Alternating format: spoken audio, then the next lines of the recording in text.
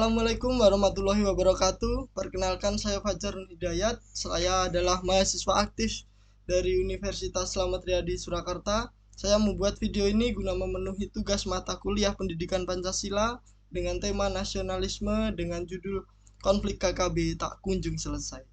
Saya ucapkan terima kasih yang sebesar-besarnya saya sampaikan kepada Ibu Dewi Maria Herawati, SIKOM MIKOM selaku dosen mata kuliah Pendidikan Kewarganegaraan, dan kepada semua pihak yang telah membantu sehingga penulisan laporan kasus mengenai konflik KKB tak kunjung selesai dapat diselesaikan dengan lancar.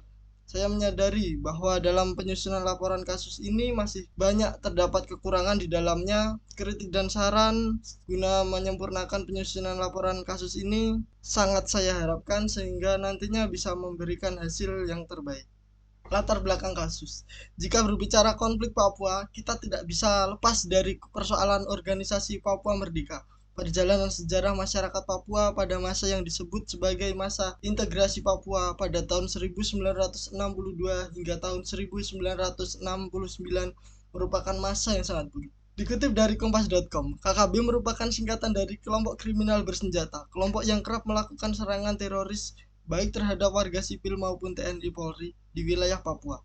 Korgoisme adalah kelompok spiritual yang menggabungkan keyakinan adat dan agama. Kelompok ini didirikan oleh kepala distrik Demta bernama Asher Demotenkai yang bekerja sama dengan pemerintah Indonesia dan menentang kekerasan. Sebelum kelompok ini berdiri sebagai KKB, kelompok ini dikenal dengan nama Organisasi Papua Merdeka. OPM didirikan pada tahun 1965 untuk mengakhiri pemerintahan Provinsi Papua dan Papua Barat yang sebelumnya dikenal sebagai Irian Jaya. Mereka berniat meninggalkan Indonesia. OPM juga kerap membicarakan referendum kemerdekaan dari NKRI. Karena aktivitasnya, OPM kerap digolongkan sebagai organisasi kriminal. Oleh karena itu, istilah OPM kemudian diubah menjadi KKB atau kelompok kriminal bersenjata. Jika ada anggota kelompok KKB di Papua yang ditangkap, maka akan langsung dipenjarakan dengan alasan pidana. Karena tujuan KKB ingin memisahkan Papua dari NKRI, maka kelompok tersebut dianggap sebagai gerakan separatis yang dengan mengancam keuntungan negara. Saat ini ada 5 kelompok yang pemimpinnya sudah dipetakan, yakni Lekagak Tenggelen, Egainus Kogoya, Joni Botak, Deminatus Magayogi, dan Sibinus Waker. Dari 5 kelompok tersebut, Legalak Tenggelen dan Egainus Kogoya dianggap paling berbahaya. Catatan menunjukkan, KKB beroperasi di wilayah pegunungan Papua. Beberapa kabupaten yang saat ini dianggap kerap terdapat tindakan mereka antara lain Puncak, Yuhokimo, Nogoya, dan Intan Jaya. Egainus Kogoya, ia merupakan panglima wilayah perang Dugama III, anggota Tentara Pembebasan Nasional Papua Barat, dan berusia 24 tahun. Egainus Kogoya, putra mendiang anggota OPM Silas Kogoya, menjabat sebagai pemimpin KKB Papua di Kabupaten Duga. Berikut adalah beberapa korban dari kejahatan KKB Papua. Yang pertama, 8 teknisi Telkomsel. Tahun lalu, tepatnya Maret 2022, 8 pekerja yang saat itu sedang melakukan perbaikan tower BTS 3 Telkomsel di desa Jenggereng, Beoga Barat tewas ditembak. Yang kedua, pembunuhan aparat keamanan. Pada Juni 2022, 25 orang tewas dalam peristiwa penembakan KKB. Dari 25 orang tersebut, 17 orang merupakan warga sipil dan sisanya merupakan aparat keamanan TNI Polri. Pada tahun 2022 ada 13 nama anggota TNI Polri yang tewas dalam baku tembak dengan kelompok kriminal bersenjata. Nomor 3, penembakan 35 warga sipil. Pada 28 Desember 2022, Polda Papua mencatat 35 warga meninggal dunia, sebagian besar adalah tukang ojek. Peristiwa tersebut terjadi karena seorang tukang ojek masih melakukan penjemputan penumpang di kawasan tempat berlangsungnya aktivitas KKB.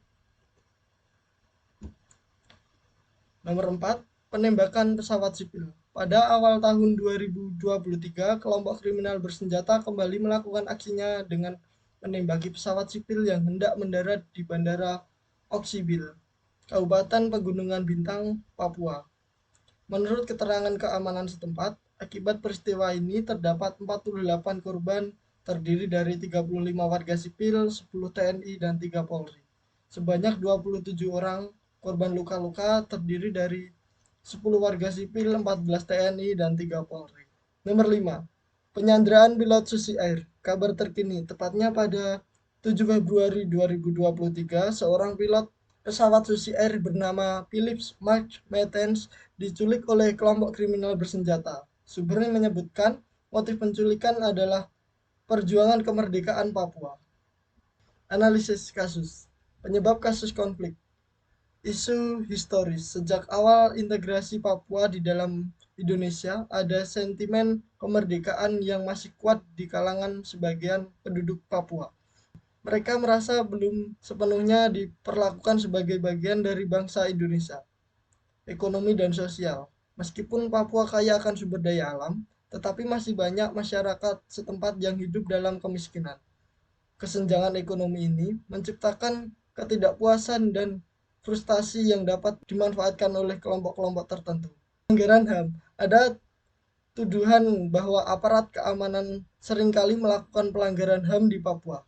Kejadian-kejadian seperti ini memperkuat narasi bahwa Papua diperlakukan secara tidak adil oleh pemerintah pusat. Dampak konflik, korban jiwa. Konflik telah menelan banyak korban jiwa, baik dari pihak keamanan maupun masyarakat sipil. Ketidakstabilan ekonomi, konflik merugikan pembangunan dan investasi di Papua, yang seharusnya menjadi salah satu daerah yang kaya dan maju di Indonesia. Isolasi, beberapa daerah di Papua menjadi sulit akses oleh dunia luar karena konflik, sehingga masyarakat setempat sulit mendapatkan akses dan layanan dasar seperti pendidikan dan kesehatan.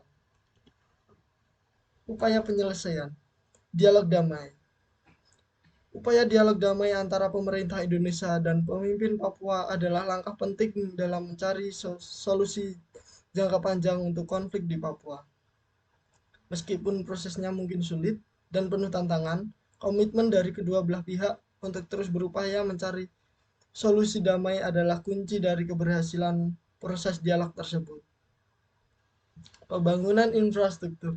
Upaya pemerintah dalam membangun infrastruktur di Papua adalah langkah penting untuk meningkatkan kesejahteraan masyarakat dan mengintegrasikan Papua dengan bagian dari Indonesia. Meskipun masih banyak tantangan yang dihadapi, komitmen untuk terus berinvestasi dalam pembangunan Papua sebagian salah satu prioritas nasional. Pendekatan keamanan. Pendekatan keamanan dengan meningkatkan kehadiran militer di Papua adalah respon pemerintah terhadap eskalasi kekerasan oleh KKB. Meskipun memiliki manfaat dalam menekan aktivitas KKB, pendekatan ini juga memiliki resiko dan tantangan yang merupakan kewaspadaan dan yang seimbang untuk memastikan keamanan dan kesejahteraan masyarakat Papua. Kampanye sebagian bagian dari solusi kasus. KKB telah berlangsung selama bertahun-tahun dan memerlukan pendekatan yang holistik untuk mencegah eskalasi lebih lanjut. Berikut adalah beberapa antisipasi untuk mengatasi dan mencegah konflik KKB di Papua. Yang pertama, dialog dan mediasi. Mendorong dialog antara pemerintah pusat dan pemimpin Papua serta kelompok masyarakat yang relevan untuk mendengarkan aspirasi dan kekhawatiran mereka. Mediator internasional atau organisasi masyarakat sipil dapat diminta untuk memfasilitasi dialog tersebut. Yang kedua, pembangunan kesejahteraan.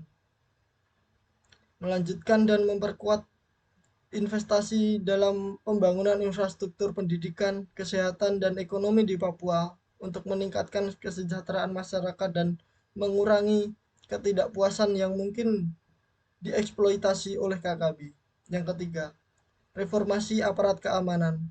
Mengadakan pelatihan dan reformasi dalam aparat keamanan untuk memastikan bahwa operasi militer dilakukan dengan menghormati hak asasi manusia dan meminimalisir risiko pelanggaran HAM. Yang keempat, pemberdayaan masyarakat. Mendorong partisipasi aktif masyarakat dalam proses pembangunan dan pengambilan keputusan di tingkat lokal. membantu masyarakat Papua dalam memperkuat kapasitasnya untuk berpartisipasi dalam pemberdayaan ekonomi di sosial mereka. Yang kelima, transparansi informasi. Meningkatkan transparansi informasi tentang situasi di Papua, termasuk melalui media dan laporan dari organisasi internasional untuk mengurangi ketidakpastian dan spekulasi yang dapat memicu ketegangan.